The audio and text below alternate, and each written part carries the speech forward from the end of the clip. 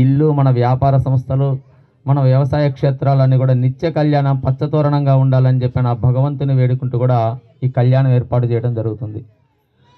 28వ తారీఖు నాడు విశేషంగా వల్లీ దేవసేన సమేత సుబ్రహ్మణ్యేశ్వర స్వామి వారి కళ్యాణ మహోత్సవము. ఎవరికైతే వివాహమై చాలా కాలం నుంచి సంతానం లేనట్టు వాళ్ళైతే ఉంటారో, లేదా వివాహ ప్రయత్నాలు చేస్తుంటే వివాహ ప్రయత్నాలు కుదరక వివాహం ఆలస్యం అవుతూ ఉంటుందో, అటువంటి వారందరూ కూడా ఆ కళ్యాణంలో పాల్గొని ఆ యొక్క సుబ్రహ్మణ్యేశ్వర స్వామి వారి యొక్క అనుగ్రహం వల్ల జాతక రీత్యా, గోచార రీత్యా కుజదోషాలు, సర్పదోషాలు కూడా నివృత్తి అయ్యి సర్వమంగళకరం చేసుకుంటానికి కూర్చున్న వాళ్ళు ఎవరైనా ఉంటే వారు అక్కడ కమిటీ వారి దగ్గర సుబ్రహ్మణ్య స్వామి కళ్యాణానికి తమ పేరు రాయించుకోండి. ఆఖరి రోజు భీష్మ ఏకాదశి 29వ తారీఖు నాడు మహాపూర్ణాహుతి కార్యక్రమము. ఆ రోజు ఉదయం పూట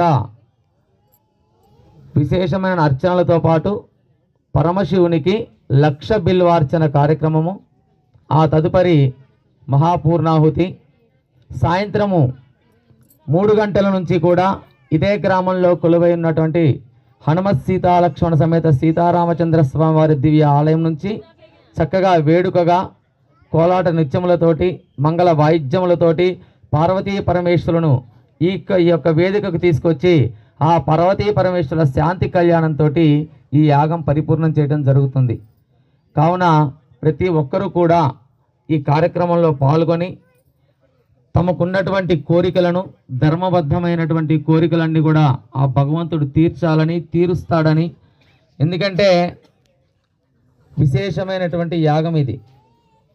మా మాతృదేవతలు, మా అమ్మవారు వారి యొక్క